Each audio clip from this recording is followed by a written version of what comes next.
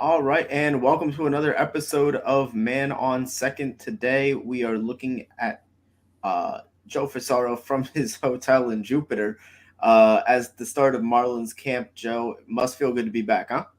Yeah, I mean it's a great, first day of spring training officially. Marlins on the field, talking to the owner Bruce Sherman, GM Kim Eng, some of the players.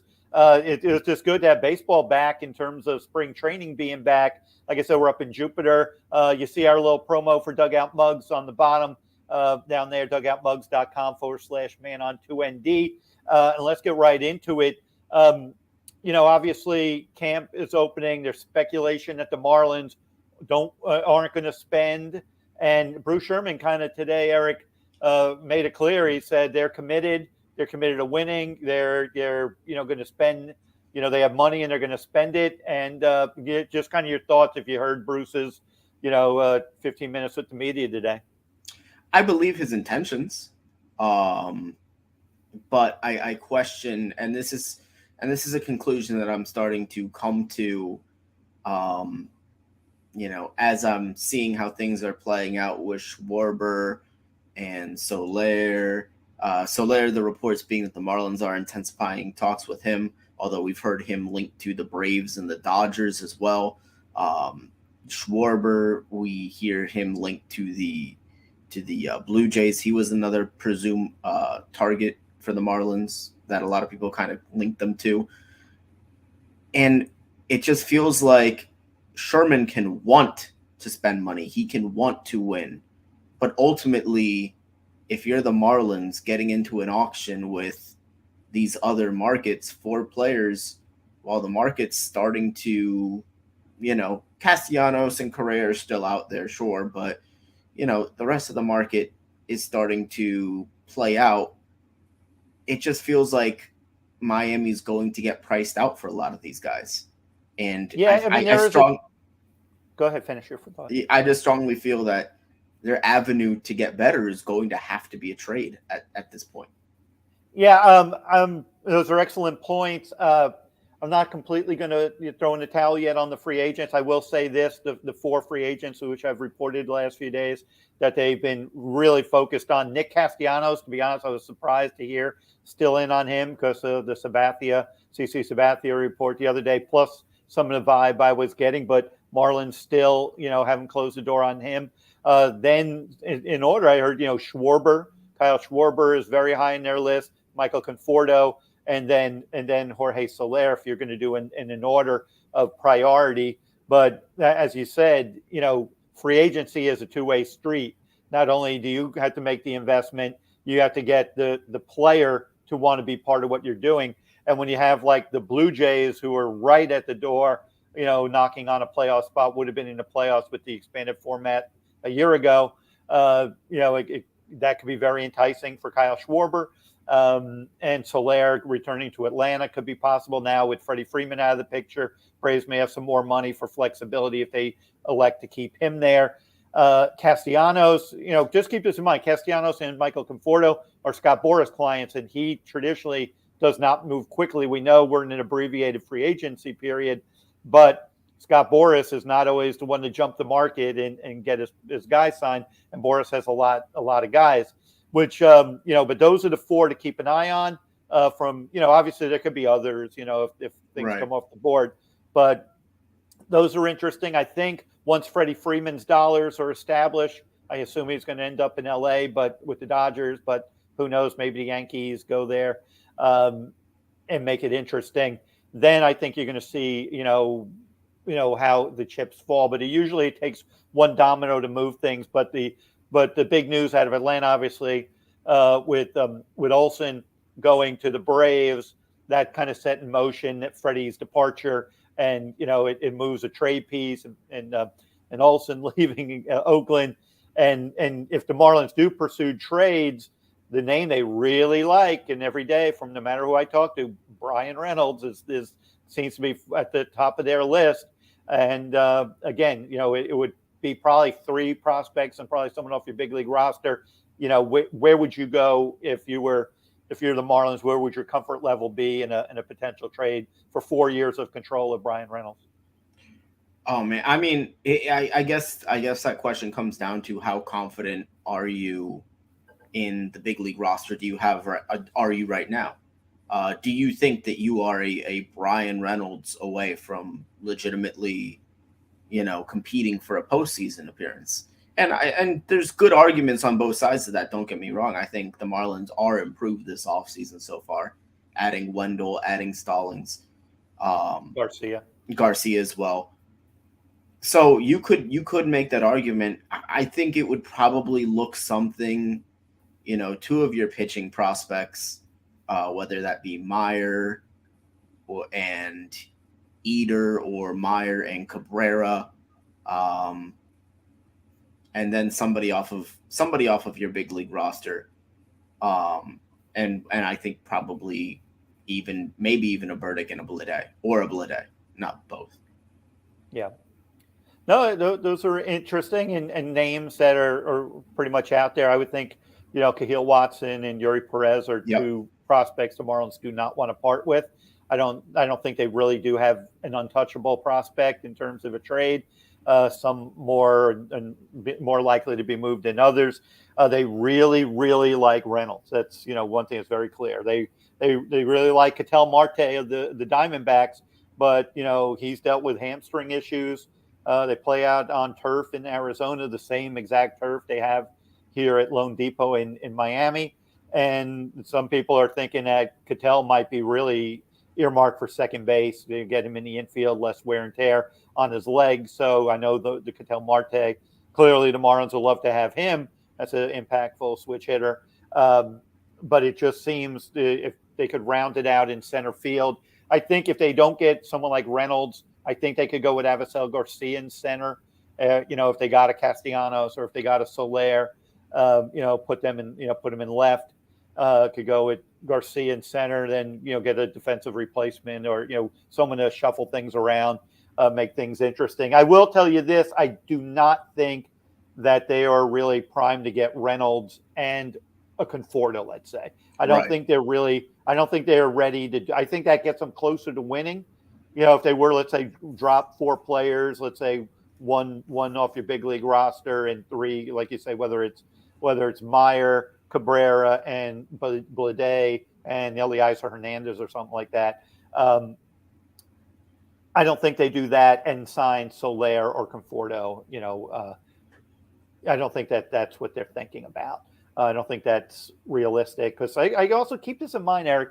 You get, you make a trade. You move, let's say, four nice pieces. Now you've moved like 3 other prospects in the offseason before the lockout when Meisner was moved, and then you got Connor Scott and Kyle Nicholas were moved to Pittsburgh in the Stallings trade. And you invariably you're going to need to make a July trade to put you over the hump. So how much you want to really deplete your strength, which is your farm system, to get a 1 year, a 1 year run at it. I know the system's deep and they got some interesting guys, but they're kind of in an interesting spot. Obviously, we know the Mets are going to spend a lot. We know the Braves are gonna without Freddie, they'll have more payroll to approach and make the team look differently. But they're the Braves, and they got Acuna coming back, and Albies and all the other Swanson and so on.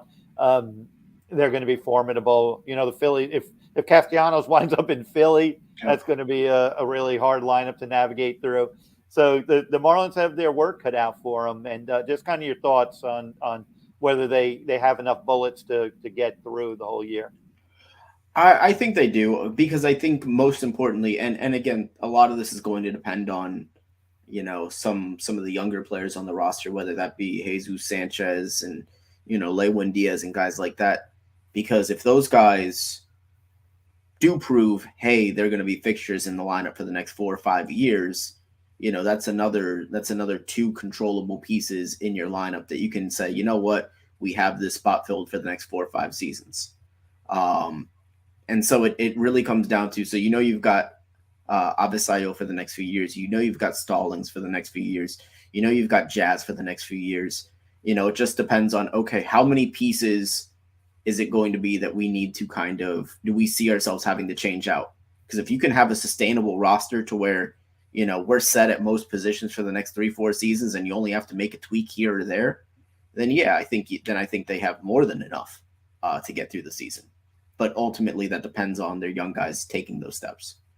Yeah, and a lot of it will be how they perform. I think what Right. they have going for them is, if you believe that chemistry matters in any way and cohesion, basically the bottom feeder theme of 2020, Don Mattingly and these guys that are wearing this uniform, they believe that they're going to fight and they're going to punch their way and do the best they can to make this fun. So I think their will is going to be worth about 6 or 7 wins, but ultimately, I don't see them above a 75 win team right now. Right. If they get, let's say, Conforto, and if it's not, Reynolds or whatever, you could still get those second tier. I haven't dug in as deeply to see some of the names that could be out there, but you can swing that kind of mid-level, trade. And then you really hope that Aguilar and Cooper, can solidify first base, DH, and both of them stay healthy. Both of them have, career type years. You add a Conforto, let's say, as a lefty power to go in there. Jazz takes that next step, like you say, Sanchi in right, Garcia, Stallings along. It's a deeper lineup. But I think the pressure is really going to be on, Cooper and Aguilar to be what, I know Cooper's talking big, could be a big hitter and if he stays healthy, but, he hasn't stayed healthy. And I asked him, about the DH, and she did kind of throw that everyone's just assuming it's going to be Cooper full time, but Aggie needs to be off his feet too. So she Right. kind of noted that it's pretty much would look a lot like the 2020 season when those guys may play first base one day, DH the next, however they formula they do it. Donnie would be doing that. So just kind of your thoughts of DH. How would you like to see them do the DH? Yeah, I noted this on Twitter when you first you were talking about that answer that she gave about first base. I found it very interesting that Lewin Diaz wasn't mentioned in that answer. Because I thought that he did show flashes last year. Obviously, the numbers on the stat sheet don't, jump off the page to you. But I do think he played a little bit better than, what it looked like if you're just going back in retrospect. He's a guy that I think the glove is good enough to where I wouldn't be opposed to, because quite frankly, with Cooper's durability, I'm kind of terrified to play him in the field. He's a guy that I would play mostly at DH. And then I would try to work in almost a platoon with Aggie and Lewin, but Lewin's got to earn those at bats. Well, He's obviously how about this? Is his name being mentioned in trade talks? very possible. Very possible. I would imagine he's probably a pretty popular piece right now. For teams, looking to whether it's for Reynolds or there might be something else on the table for maybe a closer. But I think, I heard this the other day, and then Kim reinforced it today when she was talking about, she was asked about the closer situation. It really seems first and foremost solidify, get the bat. Get the productive bat seems to be priority number one. I know people have tweeted me and asked my opinion on that. I haven't dug in as deeply on the reliever market. I'm actually scared of it. When I see some relievers I don't think are very good are pulling 6 to 7 million, that what's going to be on the table for the Marlins if they don't move Max Meyer, then to me, he should be a bullpen possibility. So just keep those things in mind. But I think when she said, and I hear what you're saying about Cooper, but I think that you have to have flexibility. He's not Big Papi. You got to have your DH has to on this team, in my opinion. That and obviously Lewin has options, but I just think that you're looking at Aggie and Cooper on the big league roster as first base DH, and then like I said, you could either have Lewin as your depth in AAA. He'll probably get called up before you realize it, because as soon as you think something's the way you thought it was, it changes because of what happens in the big leagues, injuries, performance, the unexpected always seems to pop up. And, so keep an eye there. And like I said, who knows what's going on with trades? The funny thing is it's so condensed that it seems slow now. But I just think the way they're geared, they're not really geared to jump out and set the market. And I know the fans are frustrated and they've right to be. And I'm reporting what they're saying. I'm not saying they're going to follow through on it. The onus is on them. But what I've reported, what Craig Mish has reported, is there's a commitment. That's what we're hearing. Because they could have done when Jeter pulled out. They could have said, you know what, we may not be there. We may have to dial it back a little bit. Let's save a little bit of money, go a little younger, and go that direction. They are not saying that. They're talking big. These quotes coming out of Bruce Sherman's mouth. Now they want to sell tickets. They want to win the trust. They want to be really popular and be good. So they're at least making the attempt. All I can do is take them at their word right now to see if they could follow through. Again, this isn't, you don't get participation trophies for being in on, Nick Castellanos and finishing second. You get the kudos when you sign Nick Castellanos. You get your kudos when you trade for Brian Reynolds. You don't get your kudos for, we wanted him. A lot of people want good players. So it's, that's all part of it. So I think they have to be more of a counterpuncher franchise. I think the smaller market teams have to be that way. When the Mets are going to be looking at almost a $300 million payroll, if not touch it or exceed it. They weren't going to be in on, Correa. So you just kind of wait and see where their chips fall after Correa signs. I think that's where they are right now.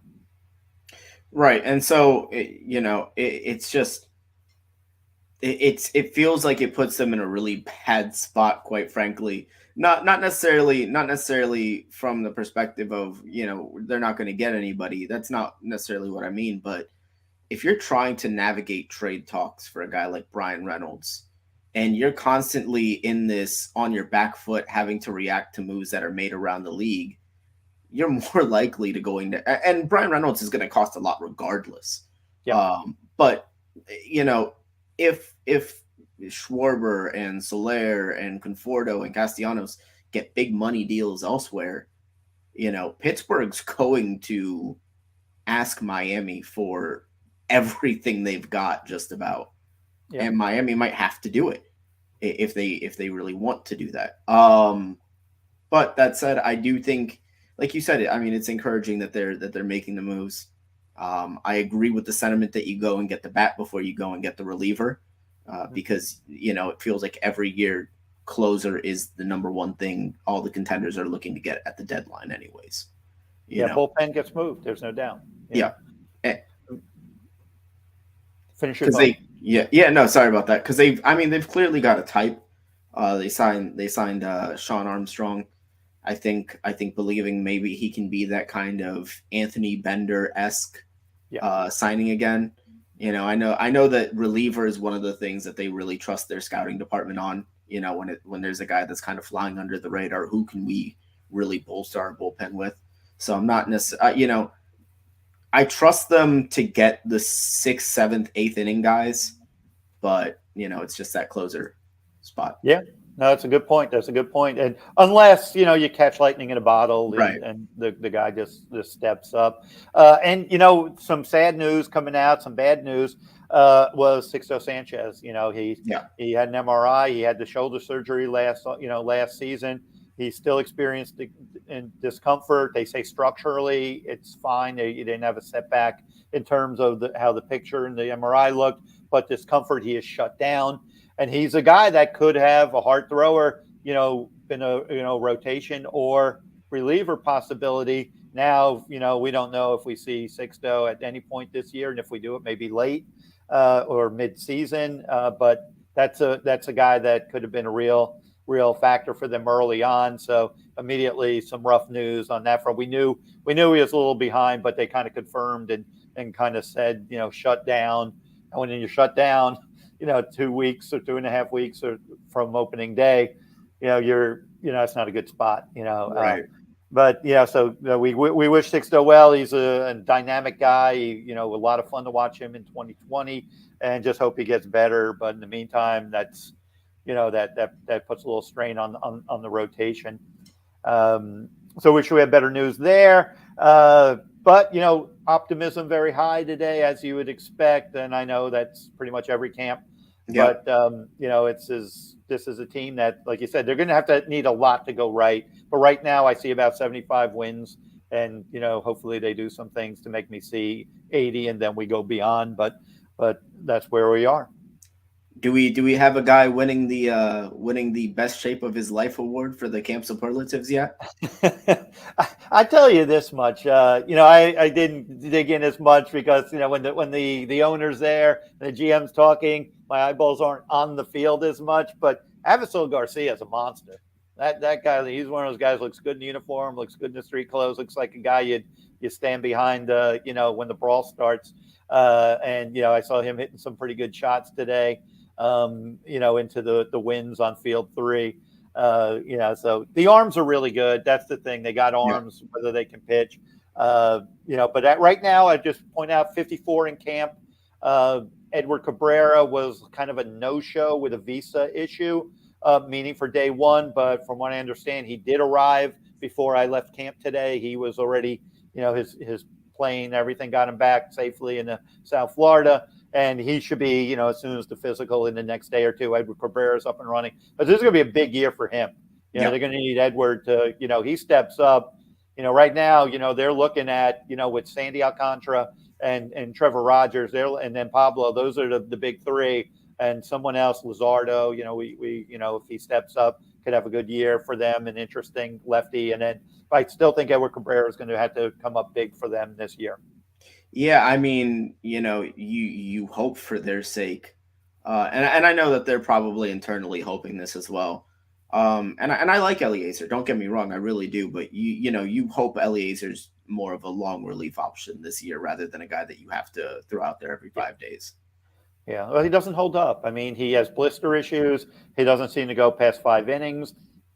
That seems to me when the fingers get hot, and he comes out of the game, and he could be. He's a really. I love the competitiveness. There's a Yep. lot I like about him. He's Rule 5 from a few years ago. He got caught up, really young into the big leagues from Houston, and you wish him the best. But that's an asset. Could be a potential trade candidate, as well if they needed to go that route, more of that mid-level trade type stuff. But interesting.